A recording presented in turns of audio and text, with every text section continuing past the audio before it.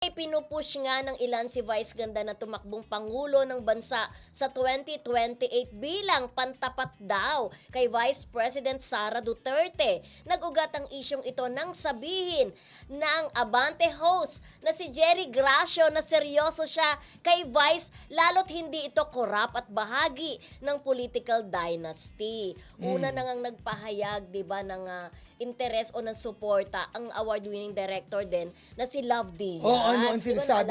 Mo? Sinasabi ni Love Diaz na meron pa ngang may mga nagkomento doon, sure ka? Direct, may mga ganun eh. Oo. Baka naman nagbibiro ka lang direct. Oo. Pero totoo po yun. Seryoso po si Love Diaz noon nang sinabi po niya yon na pwede si Vice Ganda tumakbo bilang presidente ng Pilipinas. Kasi alam naman natin, napakatalino ni Vice. Talagang aware siya True. sa nangyayari talaga sa ating bansa. Na nagiging part ng joke niya talaga kadalasan sa kanilang programa.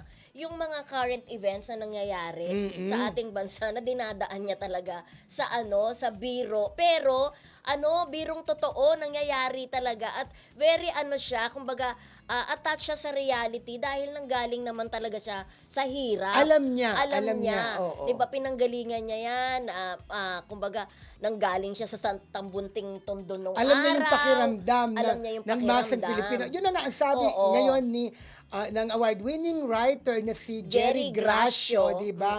Makamasa si Vice, di ba? Nakaka-relate siya. Correct. Diba? Hindi siya corrupt. Oo. Walang political dynasty. Truly. Parang si Vice ang nakikita ni Love Diaz at ni Jerry Gracio na pwedeng bumangga diba? Sa 2028 kay Sara Duterte. Kung ang tatakbo sinasabi si Sara din. Oo, ang sinasabi niya, 2 years na lang, kailangan daw talaga may humamon. Diba? So, yun ang paniniwala nila. So, sabi ni Direk Lab at saka ng award-winning writer na si Jerry Gracio, ay si Vice daw. Ang pantapat. Ang posible, di ba? Correct. Pero si Jerry Gracio, parang nahahawa ako kay Placente. Nandito kasi ako sa upuan niya. Kinontak naman niya, tinext daw niya si Vice Ganda. At sumagot na hindi pa sapat, sabi daw ni Vice Ganda. Kasi di ba parang unti-unti na rin naglalabasan ngayon talaga. Parang feeling ko, Rodel, syempre hindi naman tayo masyadong sa politics. Parang nararamdaman ko, unti-unti na nagpaparamdam ng suporta yung mga ibang personalidad. Katulad ni Aiko Melendez, di ba?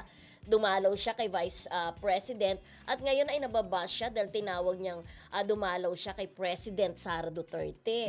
Di ba yun ay medyo binabas sa kanya na sinasabing tinatawag mo na siyang presidente, ay hindi pa naman siya presidente.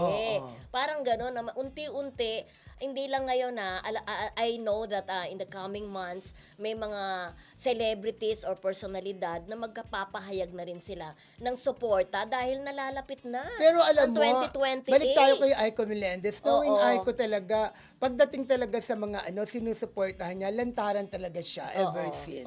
Ever since. Pero, yun na nga, ang medyo binubutas dahil wala pa naman daw eleksyon, di ba? At siya pa rin naman ang vice-presidente at sinasabi nga nila baka naman daw nagkamali. Ni-repost niya yung kanyang post sa isa niyang page or something.